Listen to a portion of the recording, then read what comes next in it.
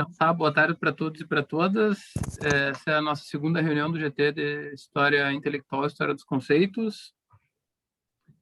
Hoje quem vai apresentar para nós é a Viviane Alves Chaves.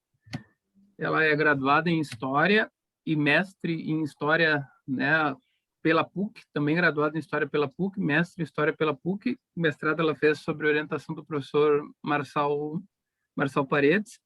Atualmente ela é graduanda em filosofia, né? É legal ficar sabendo disso. E o título da apresentação da Viviane hoje é Nação ou Império em Crise? Considerações acerca das disputas conceituais na obra Portugal e o Futuro, de 1961 a 1974. Então, Viviane, aí tu fica à vontade, tu tem aí uma meia hora, 40 minutos para dissertar sobre o teu tema aí. E tu, então, está sendo gravada, né? Tudo que tu disser pode ser usado contra você no tribunal e mais tarde vai estar no YouTube para todo o Brasil. Então, tá. Fica à vontade. Então tá. Então, boa tarde, gente. O Fabrício já fez as honras, né? A maioria aqui me conhece, mas sim, agora sou graduando em Filosofia pela UFPEL. Fiz hoje a matrícula para o segundo semestre, então ainda estou engatinhando bastante. Até estava comentando antes, né? Estou explodindo já de O Mito da Caverna, de tanto ouvir O Mito da Caverna, mas seguimos firmes, né? Tenho até estado presente nas últimas reuniões, mas como essa função de graduação nova e coisas novas, tenho ficado um pouco mais quietinha ouvindo também. O Fabrício tinha comentado sobre ir para filosofia, mas eu acho que uma das coisas que me fez ir para filosofia foi exatamente sentir que eu tinha a cabeça muito dura, né? Coitado do Marçal, teve que tentar tirar ali leite de pedra, né? Porque aqui é coisa complicada. Então, fui para filosofia até muito em função dos debates que a gente tem aqui no grupo, as leituras da história intelectual, da história dos conceitos, que sempre me agradou muito a gente conseguir ir longe nessas conversas, né? Então, já que a gente está aqui, eu já vou começar a compartilhar aqui, né? Tá desativado para compartilhar aqui a tela. Ô Fabrício, tu que é o host, então tu precisa colocar, autorizar que todos possam, múltiplas pessoas possam compartilhar a tela. Provavelmente no botão verde. Não, já arrumei aqui. Vê se está tudo certo e Viviane. Agora foi. Perfeito. Vamos lá. Se vai. Isso. Então, até muito em função disso e até por essa caminhada agora pela filosofia, o que eu quero é trazer algumas inquietações. O próprio trabalho que eu vou apresentar hoje é um recorte da minha dissertação, né? Como tem alguns colegas aqui que já ouviram bastante da minha dissertação, já conhecem bastante, eu queria trazer algumas inquietações que me incomodaram após a defesa da minha dissertação, né? Tem muita coisa que a gente começa a perceber só depois que a gente tem um certo distanciamento daquele filho que a gente gera, e aí essas inquietações elas surgem.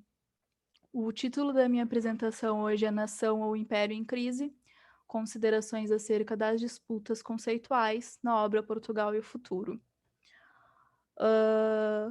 Eu queria desde já começar com uma outra provocação, assim, que também é uma coisa que me inquietou um pouco e que eu tenho pensado bastante sobre, se talvez não seria até melhor a gente se questionar se é nação ou império em crise, ou é nação, império ou salazarismo em crise, se não tem um outro agente aí junto nessa questão, né?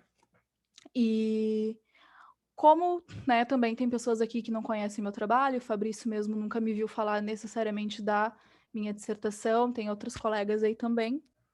Eu vou dar uma introduzida no que basicamente é a obra, né, Portugal e Futuro, Análise da Conjuntura Nacional. Ele é um manifesto político, onde o seu autor, ele apresenta a síntese das teorias que ele vinha elaborando desde 1961. Então, a publicação da obra em 22 de fevereiro de 1974 acaba instaurando um verdadeiro caos no já fragilizado Estado Novo português. Na obra, o general e ex-governador da Guiné-Bissau, Antônio de Spínola, ele propõe a construção de uma federação que deveria progressivamente evoluir para uma grande comunidade luso-afro-brasileira. Então, para o autor, Portugal era e só poderia ser plurirracial, pluricultural e pluricontinental, e precisava urgentemente se tornar-se pluriestatal. E é essa teoria que ele vai apresentar na obra e como a administração deveria ocorrer desse novo estado, dessa federação. A minha dissertação foi uma análise da obra com um foco maior na proposta dele e nos conflitos, na própria questão da experiência dele no ultramar, do tempo que ele foi governador, mas hoje eu trouxe aqui um pouco mais uma questão voltada para um outro lado, né? É importante a gente saber que o que o autor pretendia era que a obra fosse uma resposta para uma série de questões que vinham abalando Portugal desde o final da Segunda Guerra Mundial.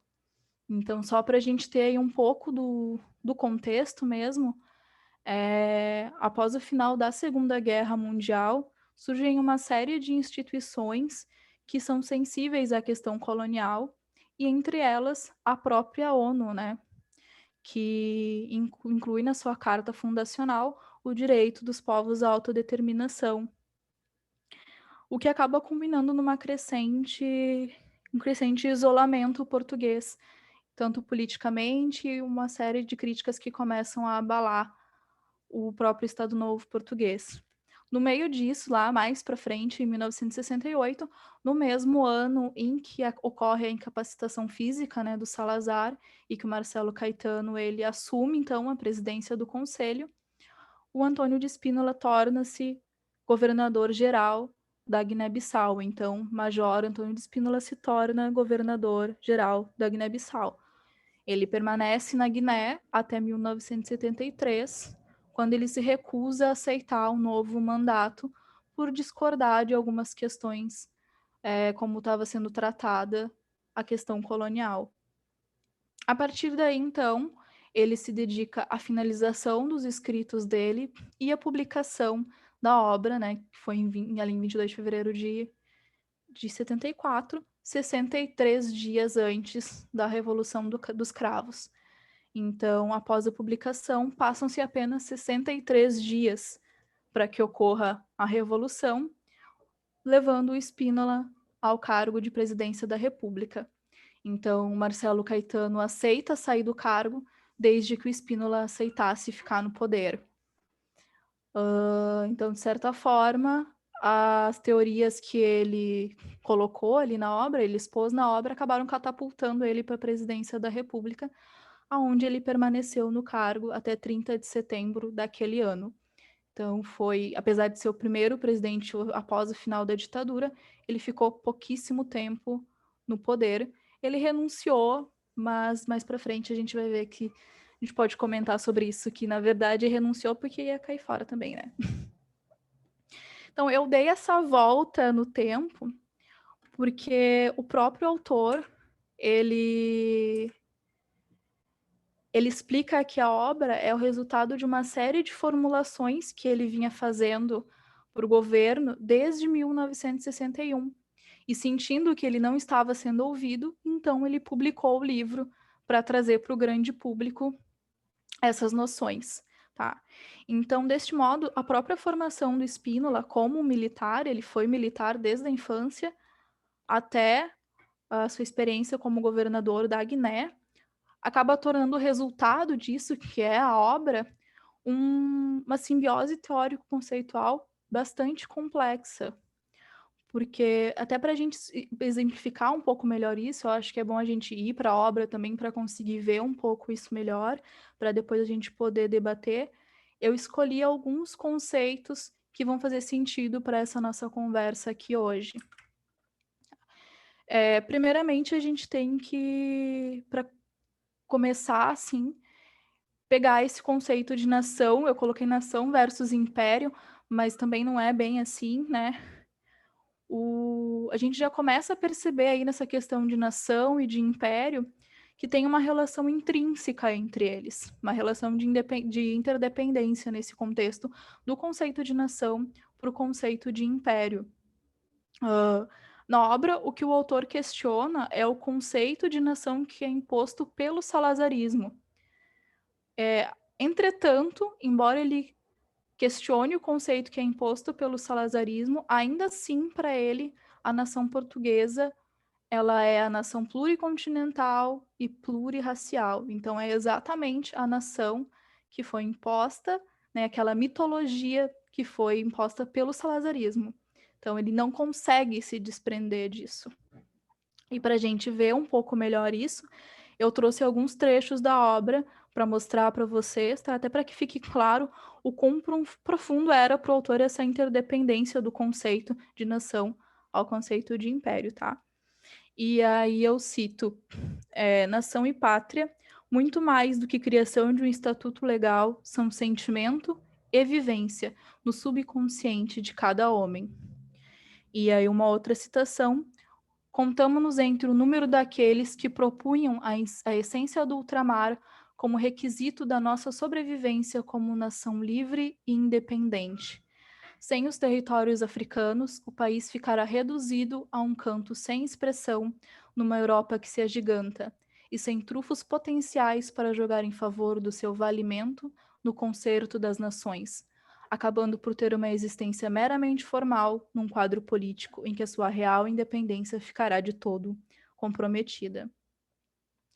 E aí, por último, até para que essa última citação ela faça sentido, é importante a gente lembrar da proposta do autor de que o todo português se tornasse uma federação, né, essa grande comunidade de estados.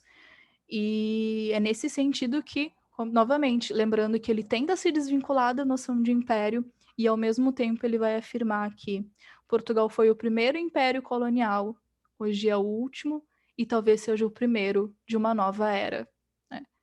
Ou seja, por mais que ele considerasse a necessidade de uma descentralização no âmbito legal, administrativo mesmo, para ele, Portugal e os territórios portugueses no continente africano eram uma coisa só. Então, a nação portuguesa e o império, ou os territórios ultramarinos, né, como a política portuguesa do período gostava de chamar, eram indissociáveis, né? Então, é importante a gente começar a fazer essas conexões para conseguir entender como que ele conecta, se contradiz e como que essas coisas funcionam na cabeça dele, como que ele expõe isso, né? Em relação ao salazarismo, embora o autor ele seja crítico, né, ao salazarismo, ele se opunha ao ideário e aos métodos do regime, e não ao regime em si. Então, o desejo dele é avisar que o regime, que uma reformulação ela é necessária, para que o próprio regime não sucumba, né? Então, e até nesse sentido, o autor ele é muito mais contido nos seus avisos, até porque tem toda uma questão de censura, mas a gente vai ver que em alguns trechos ele aborda da forma, mais ou menos assim, da seguinte forma: é um grave e perigoso erro pretender justificar a permanência de instituições ultrapassadas. E aí mais à frente ele vai falar também: nenhum sistema político-social poderá jamais ser considerado uma realidade permanente.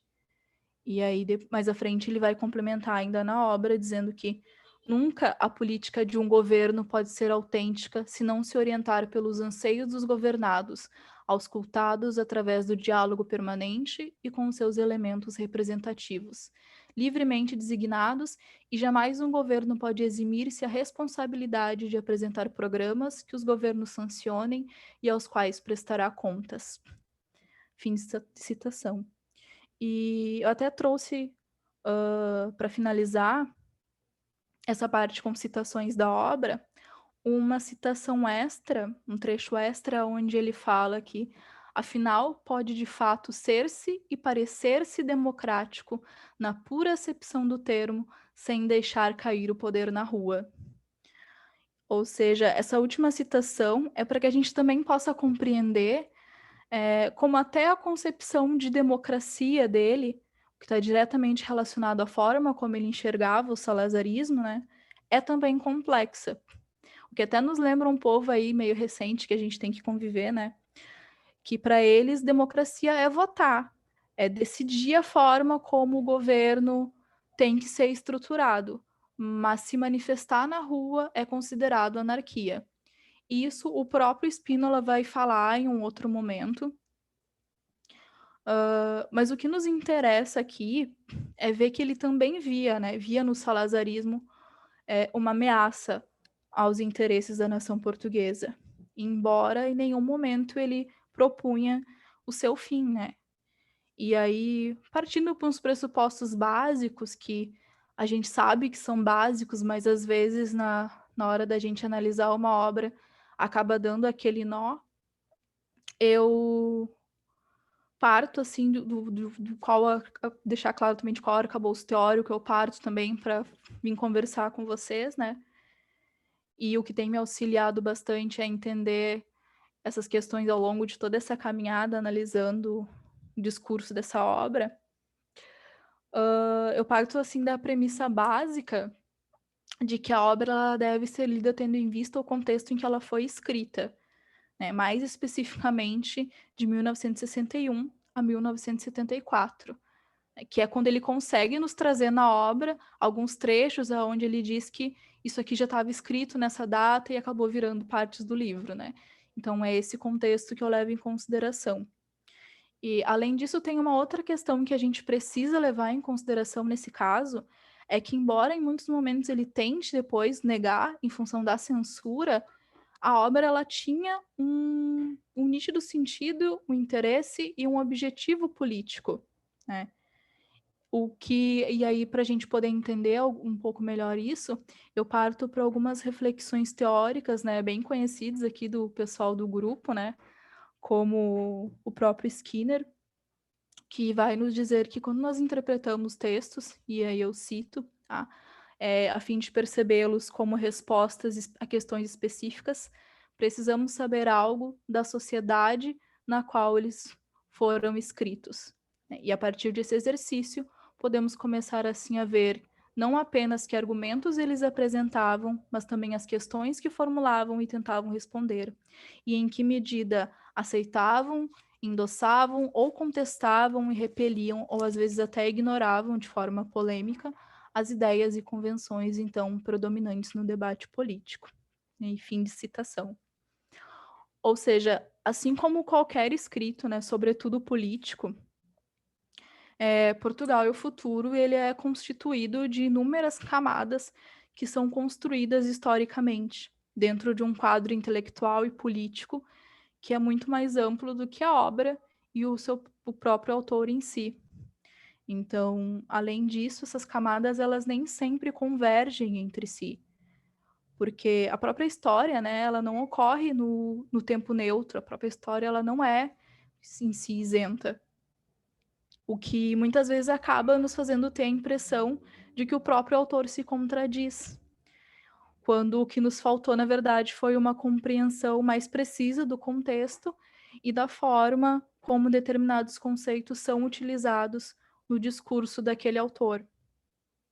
Ou conforme postula aí o Alberto Luiz Schneider, e aí eu cito novamente, ele fala que a história trata-se de um diálogo temporal eivado de contradições e interesses altos e baixos, que emanam do engajamento no presente e da expectativa do futuro. E aí essa fala do Alberto Luiz Schneider é um livro muito interessante também. Acaba nos levando a reflexão do Koselleck e da sua história dos conceitos, que eu não vou aqui me atrever a pronunciar em alemão, né? Porque tem limite para passar vergonha. Mas o Koselleck ele vai nos alertar que todo o conceito, né, ele articula-se a um certo contexto sobre o qual ele também pode atuar, tornando-o compreensível. Então, além disso, tem também o que o Koselleck nos alerta, que é esse litígio, essa briga em torno da verdadeira interpretação política, e aí mais ainda quase que parafraseando o Koselleck, né, é o que ele chama de correto emprego dos conceitos, que afinal de contas, quanto mais gerais forem esses conceitos, mais partidos podem ser tomados deles, né? Ou seja, voltando aí para o Koselleck e citando ele novamente, os mesmos conceitos eles podem ser assumidos em diferentes perspectivas. Como conceitos universais, eles requerem uma atribuição de sentido, independentemente das experiências concretas ou das expectativas que penetram neles. E aí nasce assim uma disputa pela interpretação política autêntica desses conceitos, né? Mas, em resumo, o que eu quero dizer é que no caso de Portugal e o Futuro, que foi a obra com qual eu trabalhei, foi necessário ir além da leitura da obra, além da leitura da teoria, além daquela leitura que a gente faz para entender o contexto, mas foi também necessário uma leitura um pouco mais profunda de outros indivíduos inseridos no mesmo contexto político, mas eu diria que sobretudo intelectual do autor, para que esses conceitos e a forma como eles eram utilizados, não só por ele, né, fizessem algum sentido. Porque senão fica como se fosse uma grande sopa de letrinha, onde as coisas não se encaixam, nada faz sentido, e aí parece que uma hora ele diz uma coisa, e daqui a um pouco ele se contradiz, e aí a gente fica confuso sem saber para que lado caminhar com aquilo. E esse trabalho do historiador, até como o Poco, que já disse anteriormente, né, ele é como se fosse um trabalho de um arqueólogo, só que um arqueólogo da linguagem, um arqueólogo do conceito, que você vai cavando, até conseguir encontrar as peças e encaixar elas, né? Então, além disso, também a gente não pode esquecer que a obra tinha, como eu já disse, um objetivo, ou seja, tinha um horizonte de expectativa, que era a construção da tal da federação que ele propunha no final. Então, ele prepara toda a obra para que no final ele possa, então, fazer essa proposta. Além disso, tinha todo um contexto de ditadura, né? Então, o que torna a teoria e as disputas conceituais e até os macetes de linguagens que ele utiliza muito mais complexos do que normalmente a gente acaba lidando, não só porque ele quer convencer, como eu estou tentando fazer com vocês aqui agora, mas porque ele também não queria ser censurado. Então, a gente tem que ter todo esse arcabouço em mente para conseguir analisar a obra, né? Mas, assim, digamos, né, que tudo que eu falei fez algum sentido. Afinal de contas, como que a gente responde essa pergunta, né? Nação, império ou salazarismo em crise? Eu acho que antes da gente responder isso, a gente também pode tentar voltar para algumas questões, né? Primeiramente, que para o autor o problema não era ultramarino, ele era um problema nacional. Além disso, o autor ele não imaginava Portugal sem um Atlântico. Apesar disso, ele divergia da ideia do Império Uno e indivisível. Não necessariamente da ideia do Império, mas do Império Uno e indivisível. Entretanto, como a gente já viu anteriormente, o imperialismo estava em crise desde o final da Segunda Guerra Mundial. Outra coisa é que o autor ele nunca propõe que o salazarismo acabe. O que ele propõe é uma reforma, e no livro ele inclusive se dá o trabalho de explicar como que essa reforma deveria acontecer. Então, além disso, tem uma questão de máxima importância aqui nesse contexto. A mitologia nacional portuguesa, ela sobrepunha a noção de império a própria noção de nação. Então, desse modo, partindo dessas considerações, o que de fato estava em crise, né? E por que eles são conceitos em disputa? Tentando até partir um pouco para as considerações finais, para que a gente possa tentar dar um fechamento para essas questões.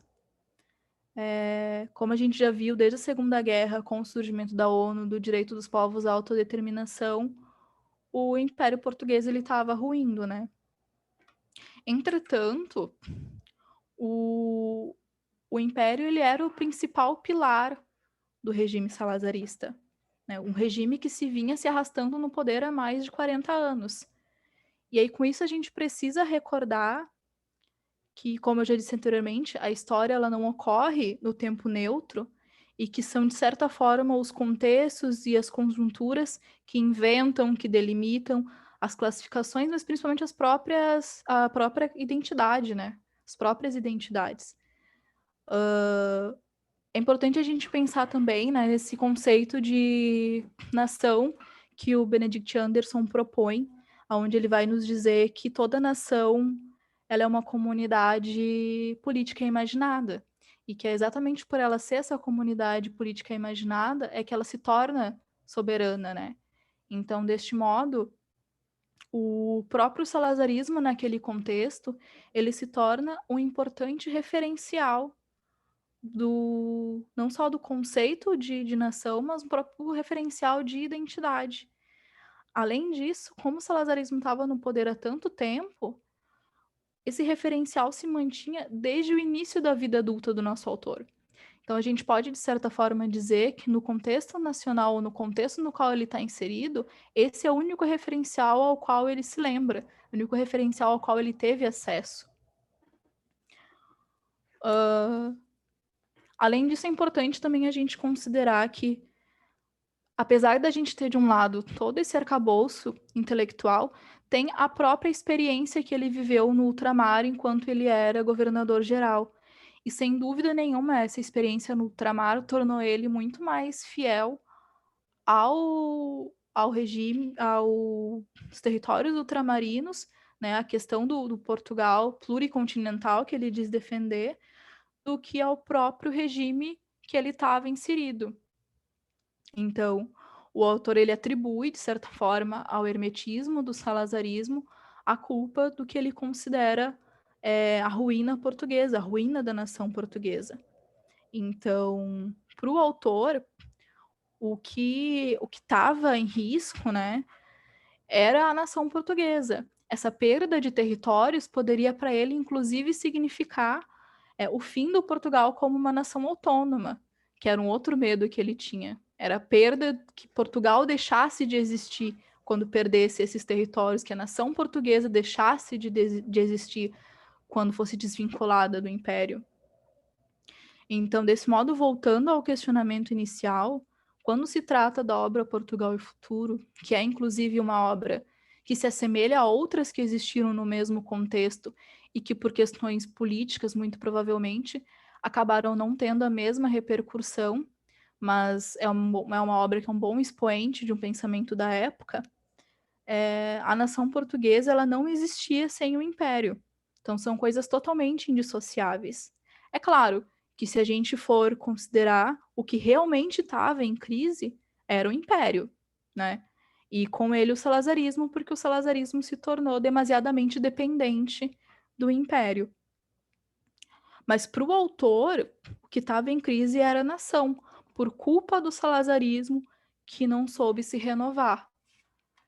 Então, ou seja, quando a gente para ler Portugal e o Futuro, a simbiose teórico-conceitual ela é complexa por combinar inúmeras coisas, por combinar noções de passado, futuro, de mutabilidade, evolução, permanência, progresso.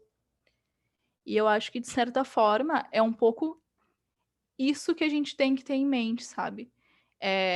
Até mais à frente eu vou mostrar um trecho para vocês que as coisas vão fazer um pouco de sentido.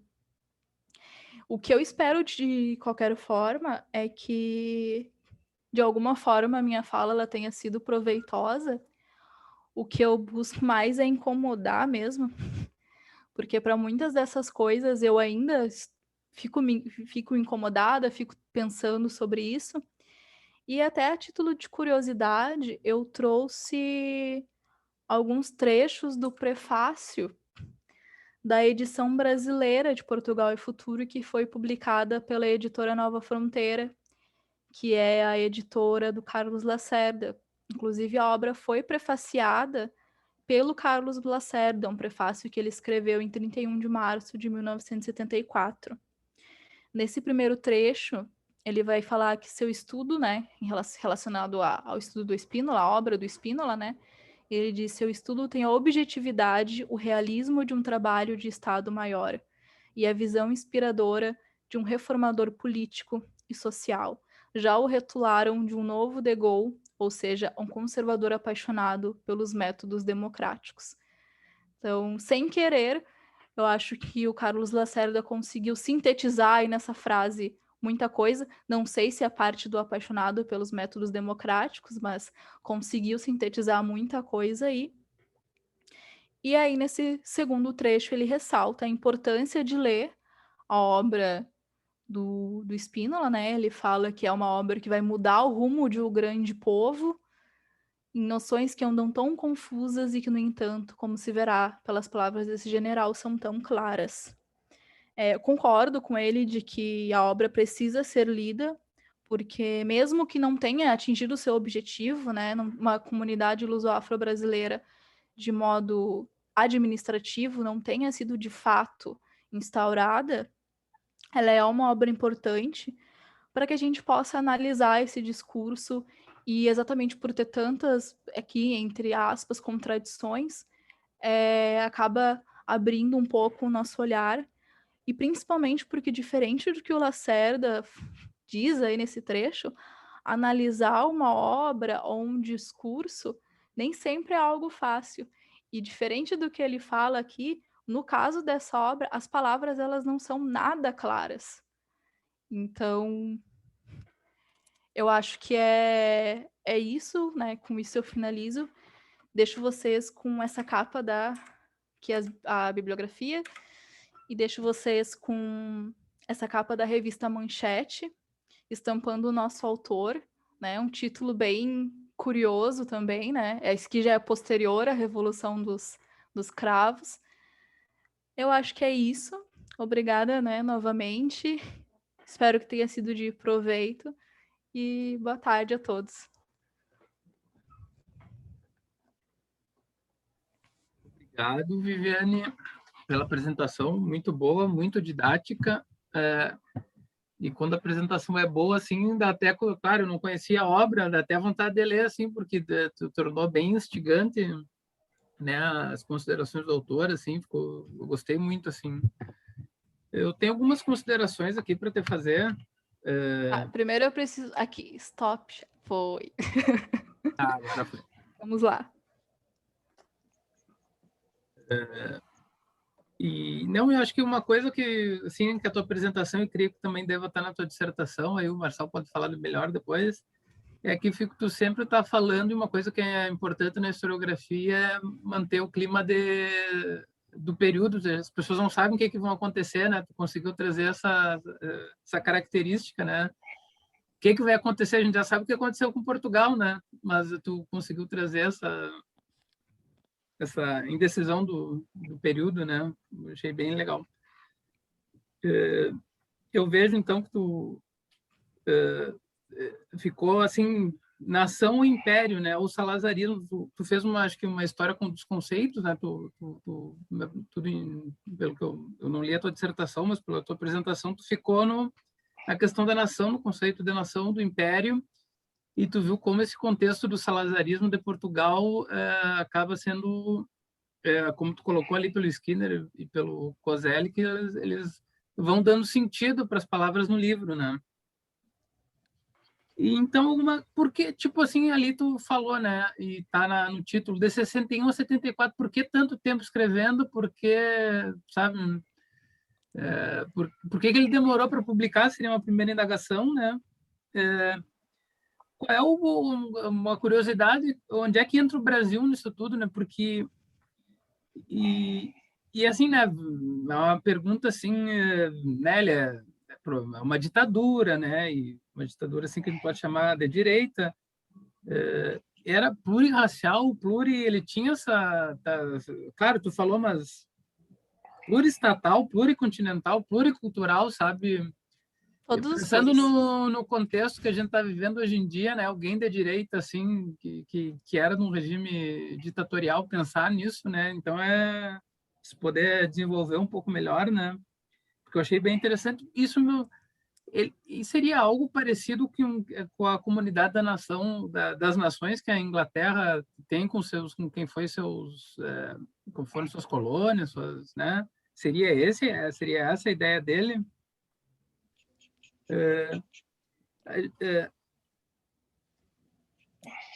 A gente pode chamar ele um letrado, ele é um historiador, ele é um intelectual. Como é que tu avalia ele nesse sentido? Tudo indica, então, dá para dizer que ele é um crítico do salazarismo, por dentro do salazarismo, e o que isso acarretou para a vida intelectual dele, ser um crítico e para a vida profissional dele, né? Porque demorar 15 anos para publicar um livro, com certeza ficou... E a questão assim que tu citou, né? E o conceito de ultramar, né? Que tipo para a França, né? Os departamentos ultramarinos franceses, né? Qual é a importância desse conceito ultramar, né? Ele é militar, mas qual é o grupo social dele, assim? Uma coisa que ficou assim, provavelmente ele não ele era militar, mas o tipo socialmente assim, que ele, né? Qual é o que ele... Claro, provavelmente trabalhador ele não deveria ser, né? Assim, no sentido de vir da classe trabalhadora, operária, mas, né? Para entender melhor Então, poderia dizer que ele é um reformulador do salazarismo. E o problema nacional, né? Na verdade, então, ele não... Tudo pelo menos indica, eu poderia fazer essa afirmação, ele, em tese, não está muito preocupado com o ultramar, assim, ou com a África, ou com o Brasil. Ele quer salvar Portugal. Tudo indica que é isso, né? Tipo... E eu gostei que essa questão que tu terminou aqui, o passado e o futuro, permanência e progresso, né? Aí o quanto é aquela... no fim, tu termina com aquela questão da mitologia, né? O quanto ele ainda está... Porque aí né, tu colocou aqui o passado, permanência, imutabilidade. Tem aquela coisa assim do Portugal, das descobertas, né, quando essa mitologia desse império do século XV e XVI está presente nisso. Da minha parte são essas considerações. Se alguém quiser perguntar agora, não sei se tu responde primeiro ou se alguém quiser perguntar só Acho que posso responder, porque tem bastante pode. coisa que de repente fica esclarecida, né? Às vezes a gente prepara uma apresentação, até tinha preparado uma apresentação menor, mas aí quando me deram mais tempo, aí eu falei para os cotovelos, que eu adoro falar. Mas às vezes quando a gente prepara uma apresentação, a gente não consegue colocar tudo, né? Na minha dissertação eu queria que tivesse 500 páginas, mas aí o Marçal que não ia ficar feliz. Que a gente quer sempre colocar tudo, né? Bom, eu acho que não vou ir pela ordem das coisas que tu me perguntou, mas vou indo como as coisas vão fazendo sentido para mim. O Spínola vinha de família militar. Então, ele já vinha de uma tradição militar, ele sempre estudou em escola militar, e a família dele tinha... Uma parte era de militar e outra parte era de bancários. Então, ele tinha uma condição social muito abastada. Ele lutou na guerra desde jovem, e antes de ir para Guiné, ele foi para Angola, inclusive. E aí, algumas questões que ele vai colocar em prática na Guiné depois, ele deu início em Angola, né, em 61. E ele já volta de lá com uma áurea diferente, né? Ele já é tido como herói a partir do momento que ele, lá, quando ele vai para a guerra em Angola, ele coloca em prática essa estratégia de conquista das populações, é muito bem sucedido, e aí a vida militar dele realmente, ele acaba ganha várias condecorações, vindas inclusive do próprio Salazar. Se não me engano, inclusive, mas não vou afirmar se é o pai dele, não tenho certeza, mas acho que sim. O pai dele, inclusive, era funcionário próximo do Salazar. Então, ele de fato não era uma pessoa que vinha da classe social mais baixa, né? Inclusive, ele era conhecido do próprio Salazar, o que sem dúvida fez com que lá em 68 ele fosse escolhido para ir para Guiné, né? Tem toda essa questão social também envolvida dentro do próprio regime, a forma como as coisas funcionavam. Então ele não é letrado. Ele sempre foi militar, ele entrou na carreira militar desde cedo e ele nunca fez outra coisa da vida dele. Em relação a escrever, ele escreveu outras obras anteriores a essa, mas aí eram obras diferentes, assim, eram obras onde ele colocava os discursos dele e alguma contextualização. Ele tem obras publicadas depois dessa, tem obra que ele fala sobre o período em que ele estava na presidência e o que ele achou que aconteceu, a opinião dele, né, sobre o Portugal sem salazarismo, né. Indico também muito, porque daí ele vai se dizer socialista. Então, tem outras obras também. Agora, o porquê que ele demorou tanto para publicar essa, eu acho que até em função da questão de ele já ser uma patente militar superior e essa proximidade que ele tinha com o Salazar, fazia com que ele sentisse que ele tivesse uma abertura talvez muito maior do que de fato ele tinha. Então, desde 1961, e aí isso a gente também tem que confiar no que ele nos diz na obra, né? Que também tem isso que quem lê literatura sabe, né? Narrador de primeira pessoa nunca é muito confiável, mas ele traz alguns trechos de algumas cartas que ele teria enviado para o Salazar desde 1961.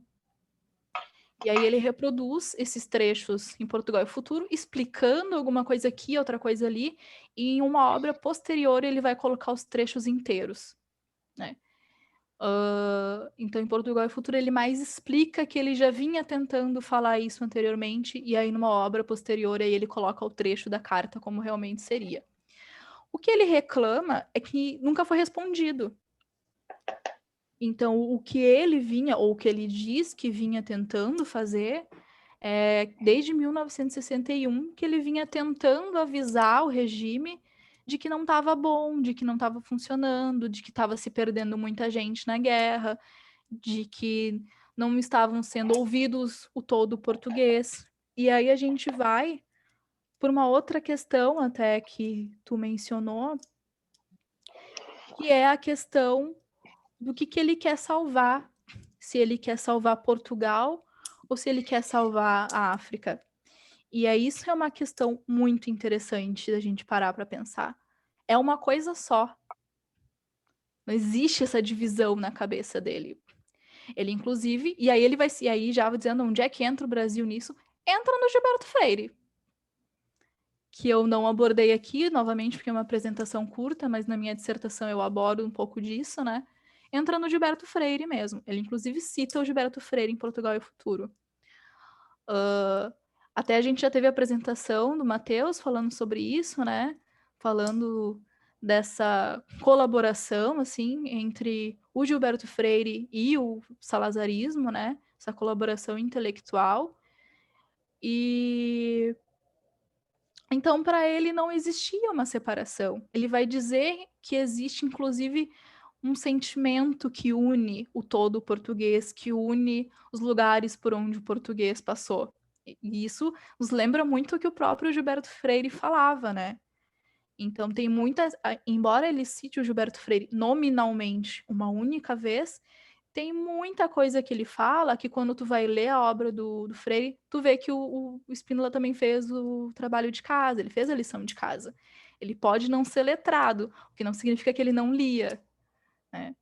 Então, ele fez também um trabalho de casa e ele reproduz muitas coisas que a gente vai ler na obra do próprio Freire. Então, para ele, não tem essa diferença. Óbvio, o que ele quer salvar é Portugal, se a gente for analisar do nosso ponto de vista aqui, né? Mas, para ele, o que ele quer salvar é o todo português. Ele chega a falar que era um crime contra a humanidade o que Portugal estava fazendo na África. E aí ele vai trazer vários exemplos, tanto para corroborar o lance de que a federação é necessária, quanto para corroborar de que é necessário porque os africanos querem ser portugueses ao modo africano. E aí ele vai trazer relatos de líderes que se diziam insatisfeitos com o regime, mas porém que eram portugueses, que queriam continuar sendo portugueses, mas que queriam continuar falando o idioma deles e não aceitavam ser considerados analfabetos. E aí o Spínola está dizendo, tudo isso que a gente vem fazendo é um crime contra a humanidade. E por isso que a gente está sofrendo pressão. E aí que ele vai ir pro plurirracial, pro pluricontinental, pro pluriestatal, ele vai falar dessa comunidade onde todos os membros aceitem estar voluntariamente inseridos, né? Então, tudo isso ele fala na obra. Eu acho que nos lembra até um pouco exatamente o que o Lacerda disse, né? Ele é um conservador. Porém, ele é um conservador que ele... Novamente, né? O que é o conservador? Ele é o cara que ele quer conservar alguma coisa, né? Só que para conservar alguma coisa, o Spínola ele consegue ver a necessidade de uma evolução, mas não uma evolução para que algo de fato seja revolucionado. É uma mudança para que isso aqui seja conservado. Então, o que ele quer conservar é o império. Ok, perfeito. Não precisa ser uno e indivisível. A gente pode dizer que tem Estados-membros. Perfeito. Mas desde que a gente seja um só povo, uma só raça e é todo mundo português com a mesma cultura, somos todos uma nação. Então, é basicamente isso. E esse conceito de ultramar ele usa muito, porque ele não se preocupa muito em explicar a forma como ele está usando os conceitos, né? Mas é como eu disse, ele não visa distinguir as coisas, até porque ele quer convencer. Então, o que ele está tentando dizer é que, de fato, somos todos iguais, somos todos irmãos, e nisso, sim, ele volta para mitologia nacional, e ele chega a falar de Carlos V e do Brasil, aí ele traz o Brasil, né, e fala, ok, ele diz que apesar de que o Brasil não deva ser exatamente um exemplo a ser seguido, né, porque o Brasil se tornou independente, ainda assim, como que a gente vai se sentir honrados pela nossa benfeitoria para o Brasil, quando hoje a gente nega isso para os africanos, né, para o continente africano? Então, assim, tem sim esse retorno lá atrás, mas assim, é um retorno lá atrás tudo para corroborar uma ideia. E eu acho que o interessante da gente se questionar nisso, e aí eu acho que assim, a gente devia ter superpoder. Porque às vezes eu queria realmente poder estar sentada na mesa ali com essas pessoas para poder saber, será que no que ele realmente acreditava? Porque por mais que a gente especule, de fato a gente não consegue saber, né? Se ele realmente acreditava nisso. Porque em muitos momentos a impressão que eu tenho é que ele realmente acreditava nisso. E que ele realmente se sentia traído. Se você assistir, tem os discursos dele no YouTube, inclusive o discurso dele de renúncia, ele tá chateadíssimo. Chateadíssimo que ele foi chamado de conservador. Então, assim, chateadíssimo porque ele sempre tentou trazer a evolução.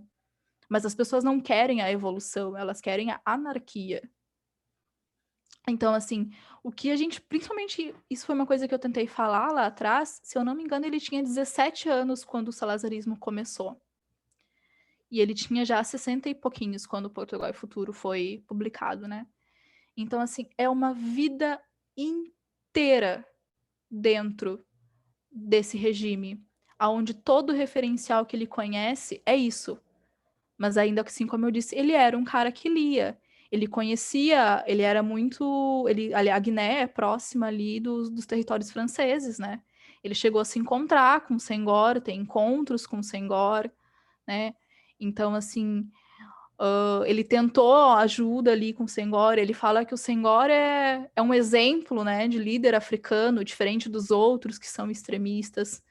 Então, assim, o que ele queria era exatamente isso. era o que foi feito na Grã-Bretanha, mas muito inspirado também na forma como o Senghor fazia as coisas. Porque o Senghor, para ele, era esse exemplo, né, de... Agora fugiu as palavras, mas de homem sensato, né, que era uma coisa que, na verdade, ele era um militar, né, então ele também buscava esse referencial. Então, sim, se a gente for parar para pensar na questão dos pluris ali, é um conservador que, por outro lado, está tendo um discurso super progressista, mas ele não deixa de ser conservador.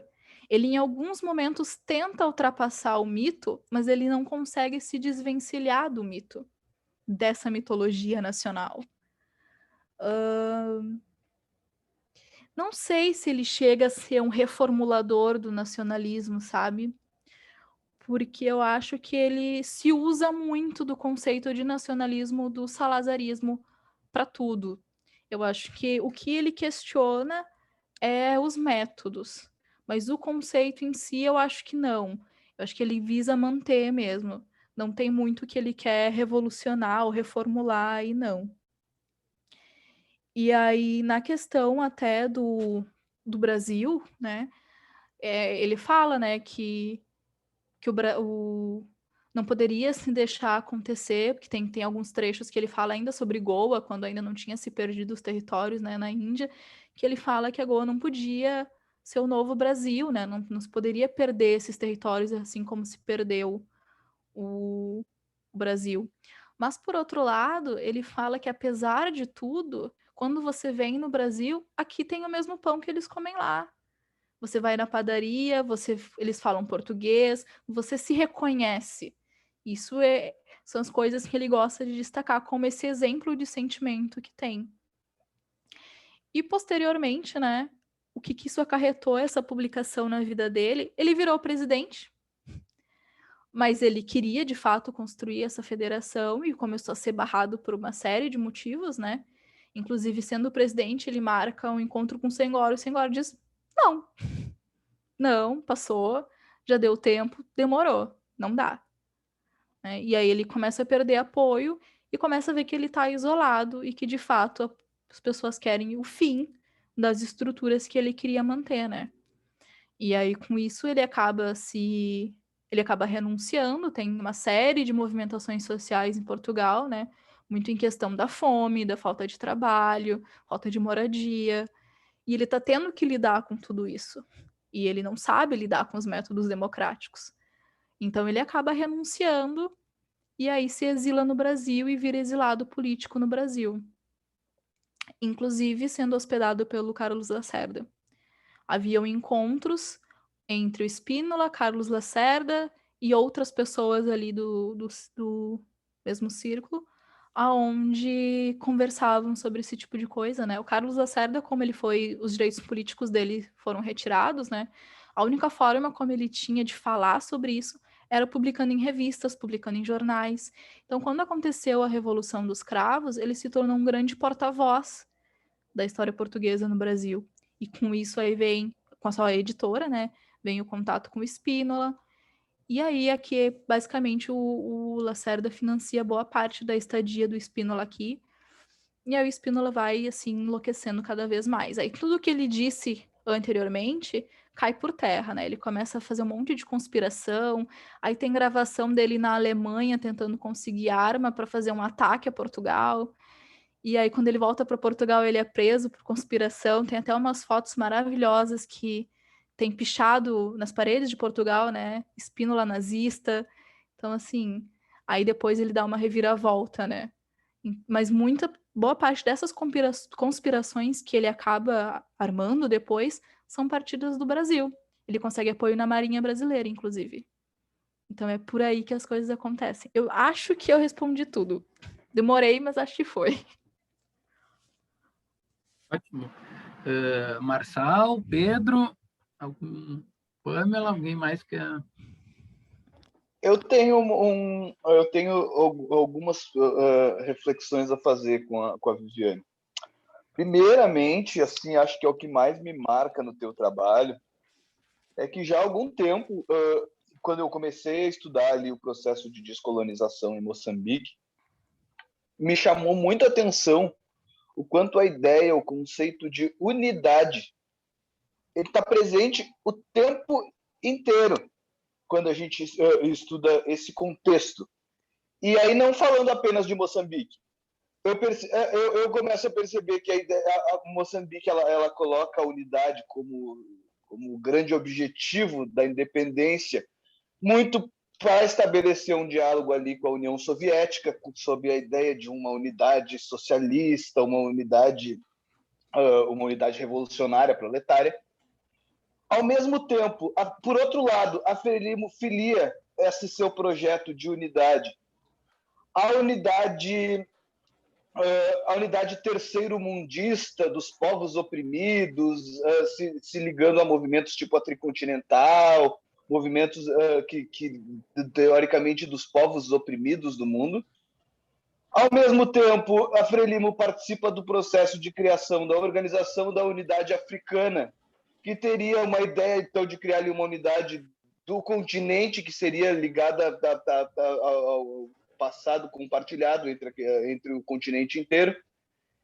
E, ao mesmo tempo, a gente está vendo, nesse mesmo contexto, o nascimento de uma primeira União Europeia, naquele momento ali, ainda não com esse nome, mas os primeiros diálogos assim, para a formação de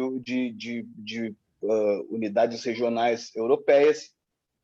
A gente percebe o Reino Unido fortificando como nunca a Commonwealth a partir da descolonização das colônias na África. A mesma coisa a França está fazendo com as suas colônias na África também, criando ali uma unidade francesa.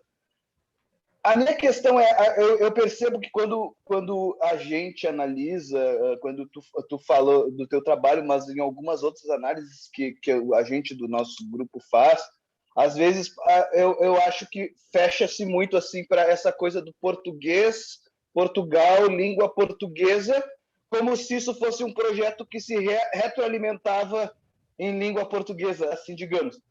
Mas eu queria que tu me dissesse o que tu percebeu na obra do Spínola, para além desse olhar para dentro. No que ele estava se inspirando, em que formas de unidade, de comunidade ele estava tentando dialogar. Tu fala ali do Senghor, o Senghor mesmo fala de uma unidade lusófona, enfim, acompanha o trabalho da Camille também.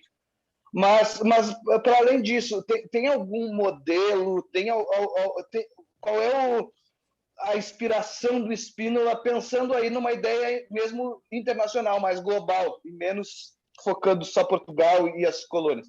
Queria que se tu pudesse refletir um pouco sobre isso.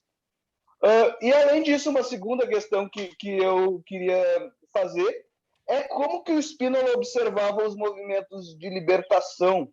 Porque no momento, tu falou, foi publicado em 74 já, ou 73, o livro? 74. 74.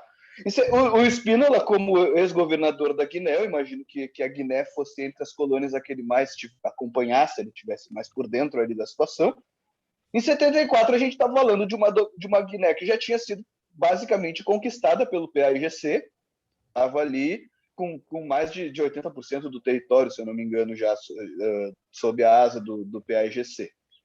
E me parece que o Spínola sabia que para pensar para o futuro, para pensar essa comunidade lusófona para frente, de alguma maneira ele ia ter que dialogar com esses movimentos, seja com o PAIGC, seja com a Frelimo em Moçambique. O caso de Angola é um pouco diferente, porque tinha mais movimentos ali, era um pouco mais, mas no caso de Moçambique e da Guiné, me parece que era muito marcado já quem eram os futuros governantes.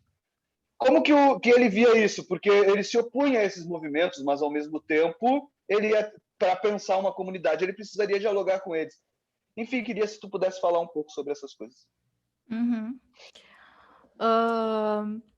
Começar pela primeira ali.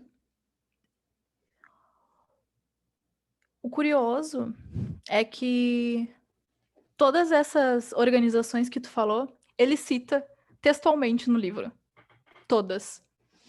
É importante a gente partir, assim, até desses medos, mas que a gente até acharia desprovidos de realidade, assim, digamos. mas que o Spínola ele tinha um grande medo de que Portugal fosse anexada pela Espanha. Isso também textualmente é algo que ele deixa claro na obra, né? Diante disso, até como eu coloquei num trecho anterior, essa organização, essa União Europeia, não só a União Europeia, mas como o surgimento da própria ONU, né? Que inicialmente Portugal não foi aceito na ONU porque foi barrado pela antiga União Soviética, né?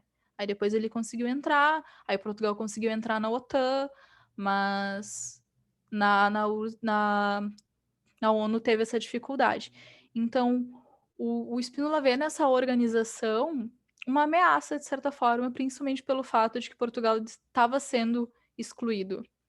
E quando a gente fala dessas organizações, a gente está falando também, quando fala em isolamento, ele não é só um isolamento, deixa eles ali, eles são retrógrados. É isolamento mercantil, é isolamento econômico, digamos assim, é material a coisa, né? Não é só intelectual. Então, ele vai mencionar a questão da ONU, ele vai se dizer crítico da ONU, porque ele diz que atualmente na ONU os peixes grandes estão comendo os pequenos. E ele via Portugal naquele território ali, né, descontinuado dos territórios ultramarinos, como uma nação pequena que não teria força para impedir o avanço dessa Europa, como ele fala, dessa Europa que se agiganta. Então, o que ele temia é que, na verdade, Portugal fosse engolido pelo restante da Europa e deixasse de existir como uma nação autônoma, muito em função da vizinha Espanha, né? Então, em relação à União Europeia, ele vai mencionar os benefícios econômicos, mas vai mencionar, ele tem muito ressentimento, né? Principalmente com a ONU em relação a isso, porque ele diz que se deixou de prestar para Portugal o auxílio necessário. E em relação à Organização da Unidade Africana também, é algo que ele vai mencionar como algo benéfico, como algo promissor, porém, ele vai contrapor com os Estados Unidos da África, que era a proposta que tinha, e eu tô tentando lembrar o nome, tu deve lembrar melhor do que eu agora. É com o teu moço.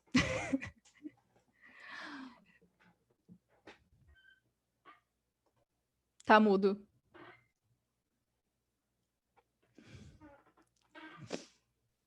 Era o Kwame Nkrumah que falava nos Estados Unidos, acho que é isso que se refere, que né? aí ele vai falar que é um extremista e que se de um lado a gente tem, né, a Organização da Unidade Africana, que é algo benéfico, do outro lado a gente tem esse extremista. E aí ele vai citar vários outros, o próprio Ezequiel, acho que é Mafaleli, perdão, não lembro o tempo, que ele vai colocar também como extremista e que esses não representavam o sentimento que os portugueses africanos tinham. E até dá para conectar um pouco ao que tu falou sobre a questão dos movimentos de libertação. A verdade é que o texto de Portugal e Futuro foi entregue, se eu não me engano, em setembro de 73. E aí só foi ser publicado em 74 por questões políticas mesmo. Nesse caso, foi por questões de medo de política interna, né? Mas ainda assim foi fevereiro de 74, né? Nominalmente, o Spínola cita vários líderes. E desde da questão negra nos Estados Unidos, ele vai citar exemplos também. E ele vai buscar tentar dizer mais ou menos o que cada um pensa, com quem que ele concorda, com quem que ele não concorda. Inclusive o Amílcar Cabral, né? E aí a gente sabe, né, que teve aí uma tentativa de que o Spínola se encontrasse com Amílcar Cabral. O que ele afirma na obra é que o Cabral aceitaria, né, que ele concordava com a federação. E ele vai usar essa afirmação também para dar subsídio à proposta que ele faz.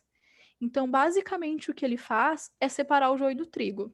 Ele vai dizer, ó, aqui desse lado a gente tem esses movimentos aqui que são extremistas, que estão roubando a própria população, e o que a gente está fazendo lá é um crime, porém não representa o sentimento dos portugueses africanos.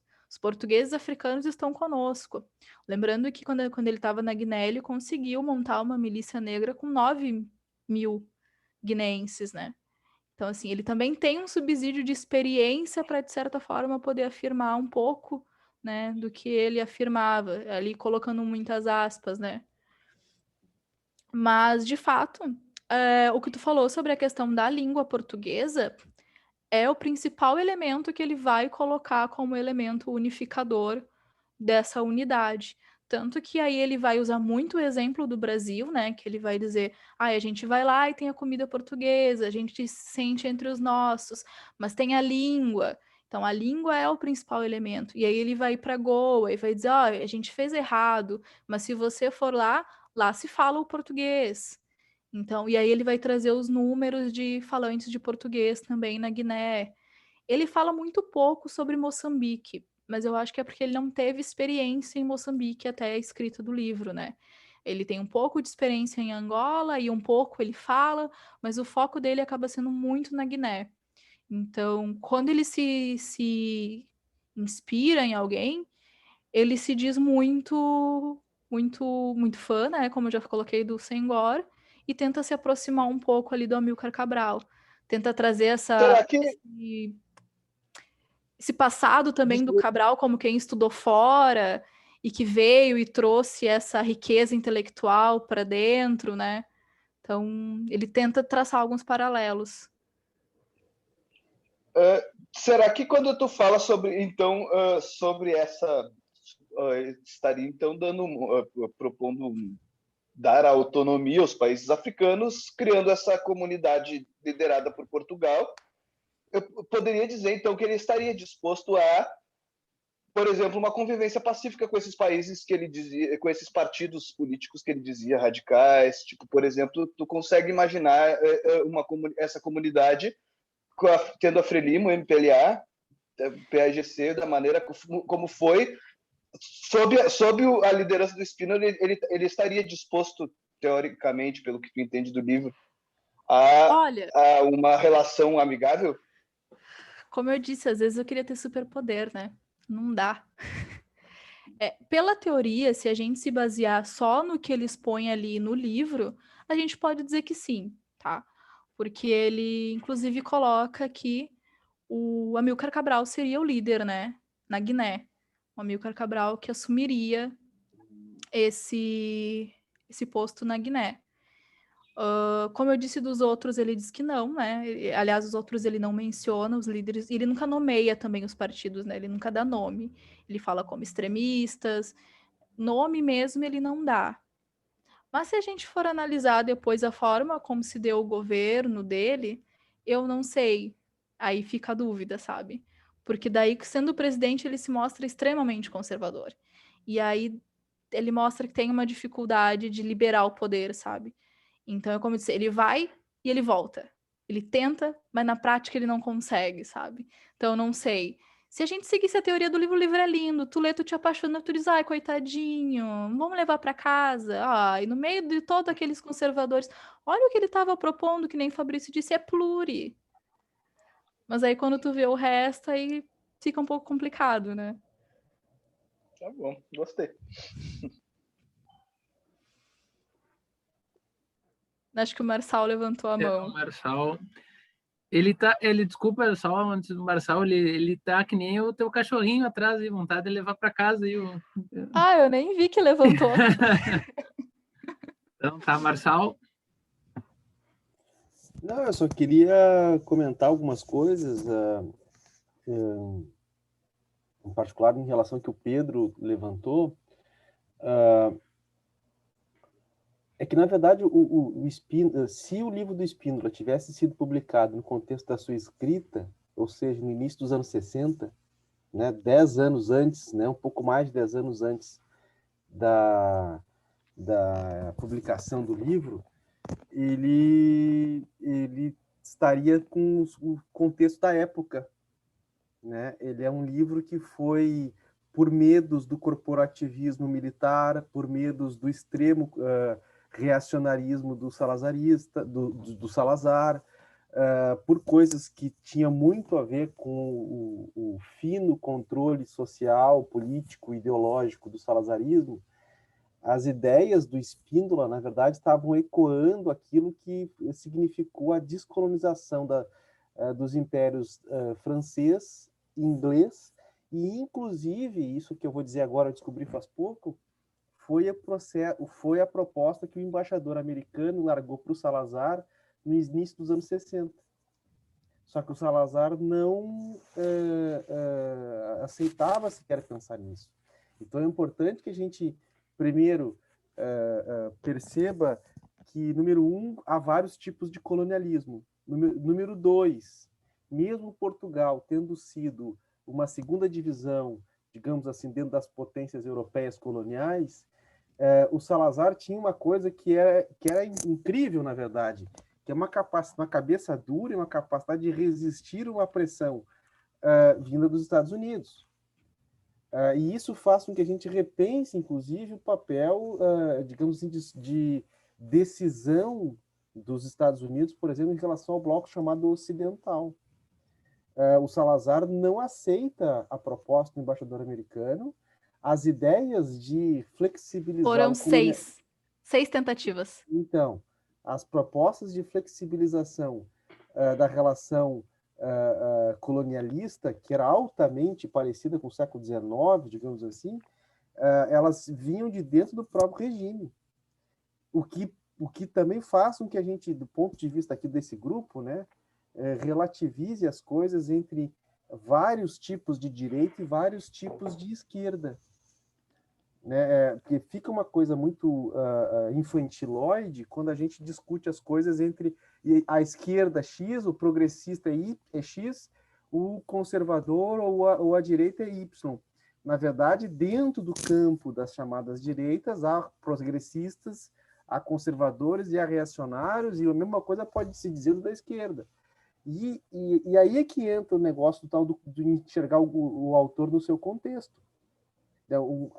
O autor no contexto da produção de ideias, o autor no contexto da publicação de ideias, e o autor no contexto da recepção das ideias dele, porque as ideias dele foram recebidas efetivamente depois da ruptura do regime. Então, há questões aqui de ordem teórico-metodológica que são fundamentais para a gente pensar. Quer dizer, produção, publicação e recepção. Nesse caso do livro do Spínola, isso é absolutamente dinâmico. E, evidentemente, que muito daquelas coisas que a Viviane falou ali, tudo é muito bonito, muito pluri, é importante salientar que algumas coisas do que o Spínola fala, por exemplo, um requentamento, né, uma reconfiguração do luso-tropicalismo do Gilberto Freire, isso não fica só no âmbito da direita portuguesa ou das direitas portuguesas, nem sequer do salazarismo português. Isso é requentado, reconfigurado no próprio Mário Soares, o grande líder do Partido Socialista, o grande responsável pela entrada de Portugal na União Europeia. Então, há coisas que permanecem independentemente se é direita ou esquerda, ou se é conservador ou deixa de ser. E eu acho que isso tudo, esse livro do Spínola, ele tem um ponto de foco, digamos assim, o lugar dele, né, de publicação, ele é no meio da mudança histórica. E é por isso que ele pode gerar tanto debate. Porque ele está, ao mesmo tempo, negociando com o Senghor, por exemplo, com o Amílcar Cabral. É importante lembrar outra coisa também, né? Os grupos de luta armada dos movimentos anticoloniais das colônias portuguesas, eles não queriam a luta armada. É que no início, no final dos anos 50, no início dos anos 60, a tese da luta armada ela vai sendo a única alternativa que resiste, ou que permanece, ou pelo menos dentro dos setores de cada grupo, né, do PAIGC, da Frelimo, do MPLA, da FNLA, justamente porque o Salazar nem sequer aceita discutir o assunto de flexibilizar o colonialismo dentro do cenário do que acontece, por exemplo, com as independências, por exemplo, do Senegal, do Mali e assim por diante, ou do próprio Ghana, do Nkrumah. Então, o colonialismo português ele é altamente reacionário, ele é altamente obtuso, né? Bolorento, mofado, e é de um atraso do ponto de vista da percepção do contexto internacional brutal, porque se efetivamente em 61, 60, 61, 62 esse livro viesse a público e o Salazar abrisse espaço para negociação, as coisas talvez pudessem ter sido distintas. E eu não estou falando de ser uma comunidade bonita, essa que ele está pensando, mas pensando simplesmente da economia de vidas humanas, que teve muita gente que morreu, muito mais africanos do que portugueses, mas etc. Morreu gente pra caramba. Custou muito dinheiro, muitas vidas, muitos sacrifícios. Então, o culpado disso tudo, na verdade, é um processo altamente, mais do que conservador, reacionário, muito mais à direita do que do Salazar e mesmo do Marcelo Caetano, né, que prometeu uma espécie de primavera marcelista em 68. Então, isso demonstra como que esse livro ajuda a gente a entender esse cenário de maneira mais complexa. Outra coisa que é importante, na Carta da Revolução dos Cravos, né, do movimento das Forças Armadas, a posição do Spínola foi levada em consideração. Porque na carta do MFA, do 25 de abril de 74, não se falava de uma descolonização imediata, se falava de uma solução política e não militar para o problema do ultramar, entre aspas, né? Aliás, ultramar é um conceito completamente colonialista, né? Tem que ser dito com todas as letras, completamente salazarista. E depois, né, no 25 de abril, justamente com a saída do Spínola, se não me falha a memória, no 20 de setembro de 74, quando 28, enfim, reconhece a independência da Guiné-Bissau, ele é obrigado a reconhecer uma coisa que a ONU já tinha reconhecido. Em 73, a ONU reconhece a independência da Guiné-Bissau. Quando ele sai, aí há o outro lado da moeda, a ascensão dos grupos mais radicais da esquerda portuguesa e que vão forçar a barra. Tanto é que tem generais portugueses que se dizem... Eu estava preparando a disciplina que eu vou dar no próximo semestre hoje, estava relendo umas coisas aqui do Otelo Saravia de Carvalho, que dizia eu podia ter sido Fidel Castro da Península Ibérica. Então, é importante que a gente enxergue esse cenário numa escala maior, mas, sobretudo, que perceba que dentro do colonialismo português, dentro do exército mesmo, havia militares a favor de ou pelo menos uma versão menos reacionária. Havia setores do empresariado colonial que eram a favor da ruptura com o pacto colonial, por uma situação a meio termo, digamos assim, entre independência e colônia, ou seja, a favor de uma autonomia, né? É importante lembrar que isso já existia na Nova Zelândia, no Canadá, na própria Índia, antes mesmo da independência da Índia de 47, né? A partir dos anos 30, começa a acontecer tudo isso nas 3 colônias inglesas. E esse cenário, depois, ele é, digamos assim, peitado por uma onda de extrema esquerda, onde inclusive o Partido Comunista Português do Álvaro Cunhal era entendido como alguém que freava um pouco as coisas. Então, depois da saída do Spínola, né, em setembro de 74, as coisas vão para tal nível de radicalização que o Partido Socialista é tido como... o Mário Soares é chamado de Kerensky português. O Álvaro Cunhal, o Partido Comunista Português, que respeitava fidedignamente, já há documentação nova sobre isso, o que vinha do Kremlin, era altamente disciplinado da União Soviética. O Álvaro Cunhal é tido como alguém que está freando a revolução, porque havia gente mais radical do que o Partido Comunista Português, particularmente os movimentos maoístas e outros ainda mais radicais ainda em Portugal. Então é nesse cenário que o Spínola vai ser recebido e que, evidentemente, vai tentar, inclusive, né, o trabalho da Viviane e a tese da Camille trabalham nisso bastante, inclusive pedir ajuda para a ditadura militar brasileira para dar um golpe em Portugal, coisa que não acontece, felizmente.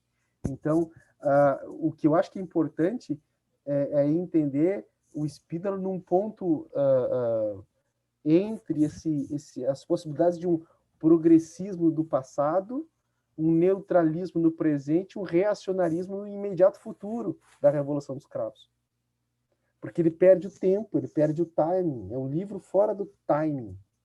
Timing de... aquilo que o Maquiavel chama, né, de como é que é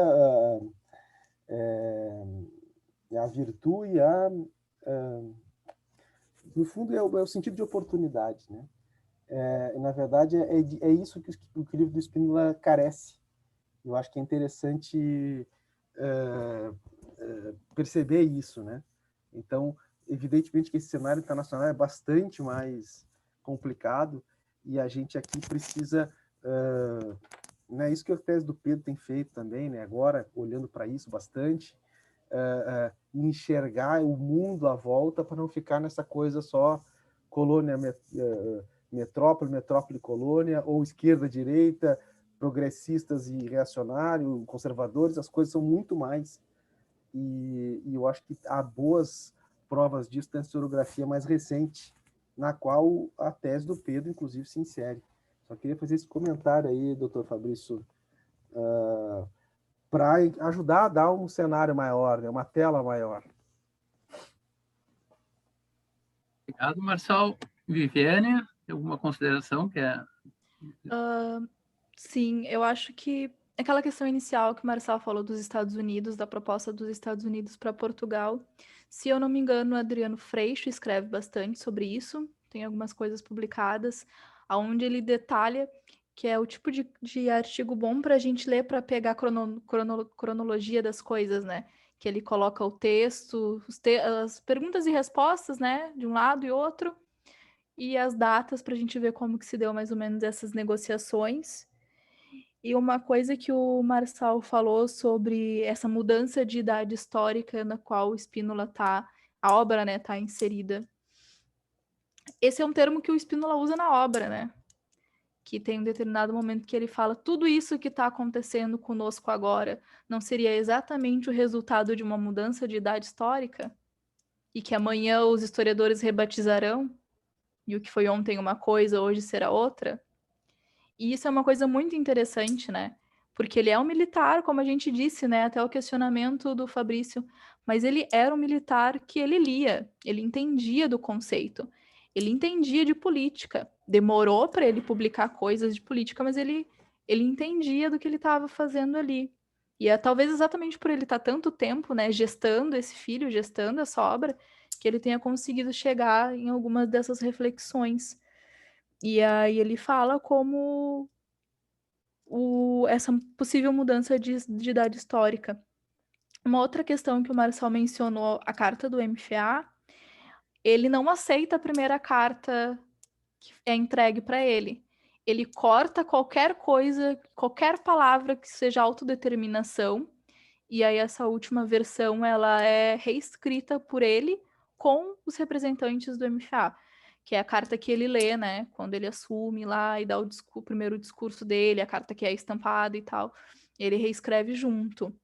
E exatamente essa radicalização que tem, né, a esquerda, depois que ele sai do poder, claro, já estava tendo antes com os movimentos, questão de movimentação agrária, questão de sindicato de industriários, enfim, toda uma revolução que estava presa, né, há 40 anos em Portugal, que começa a explodir. E é exatamente essa radicalização que também leva, de certa forma, o Spínola a se radicalizar, né? Porque a gente vê, poxa, ele estava escrevendo isso no livro e depois tenta dar um golpe em Portugal, né? mas é porque para ele os comunistas, né, o que ele considerava como os comunistas, estavam destruindo Portugal e iam destruir Portugal, né? Então, até com esse pensamento que ele começa a arquitetar esse golpe, partindo aqui do Brasil para Portugal. E acho que uma coisa que o Fabrício, ele não esteve conosco na PUC nas últimas conversas presenciais, né? Não é exatamente dali, mas uma coisa que a gente já conversou muito, não tem como a gente olhar para o que aconteceu em Angola e dizer bacana, né? Depois de uma guerra tão longa, o que a gente pode dizer é que, ok, né? Como o Marcel disse, talvez a comunidade não acontecesse, porque envolve uma série de questões, mas essa descolonização que Portugal fez, que não foi descolonização, que foi um abandono, né? Foi uma descolonização mal feita, que não tem nenhum. As descolonizações anteriores não ocorreram dessa forma, né? Acabou trazendo esse grande gasto em vidas até hoje, né? Para as ex-colônias portuguesas, né? Até hoje carregam marcas dessa descolonização mal feita e desse abandono, né? Teve muitas vezes que a gente conversou com o Marçal, assim, que, novamente, né? Às vezes dá vontade de ter um superpoder só para a gente mexer um pouquinho na história e para a gente poder ver, né? Se o livro tivesse chego no momento certo e a descolonização tivesse sido feita de forma um pouco mais tranquila, assim como ocorreu em outros territórios, talvez, né? Só talvez, né? Sem dar uma de mãe de Ná, talvez não tivesse sido tão violenta, não tivesse saído tão caro, né? Mas, novamente, são coisas que a gente não tem como prever, né?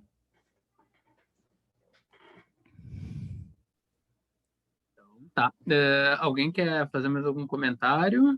Acho que o Marcelo está com a mão levantada ainda, mas acho que não é nada, né, Marcelo? Então, tá. Viviane, quer dizer alguma última palavra? Acho que é isso. Acho que o Pedro e o Marçal já estão aí cansados de me ouvir falar, né? O Marçal sabe, já me ouviu falar desse meu velho louco bastante, né? O que eu busquei trazer hoje aqui não foi nem tanto a questão da dissertação, né? É mais realmente algumas questões que a gente amadurece depois, né? Depois que a gente tem esse distanciamento. Alguma coisa também do arcabouço agora da filosofia está me ajudando um pouco a flexibilizar algumas formas de ver, de analisar o discurso também. Né? Eu estou muito feliz, estou realmente muito feliz que agora eu posso usar o conceito de clarificar, porque era um conceito que eu lia muito em historiadores portugueses e aqui no Brasil não é usado, e agora como filósofo eu posso usar. Então acho que é bem por aí, assim, é trazer um pouco de luz para essas questões e tirar alguma lição, né? Porque se a gente olhar até nesse lugar que a gente está metido agora com o Brasil, né? É exatamente por causa disso, né? É para a gente colocar tudo em duas caixas extremas, né? A gente tem o que é conservador e a gente tem a esquerda e tem a direita e a gente não está conseguindo encontrar o meio termo, né? E parar para refletir que não encontrar o meio termo já levou, em outras circunstâncias, a situações bem desastrosas, né? Então, a gente conseguir tirar alguma lição disso. Acho que é isso, não tenho muito o que falar mais, não. Obrigado, então, pela tua apresentação, foi muito proveitosa para todos. Como eu falei, tá sendo gravado, depois vai ser postado no YouTube. Então, pelos poderes conferidos a mim, eu dou por encerrada aqui essa reunião do GT. E então, tchau para todos e para todas, e obrigado novamente, Viviane. Então, até a próxima, pessoal. Vou parar a gravação aqui. Até mais, tchau.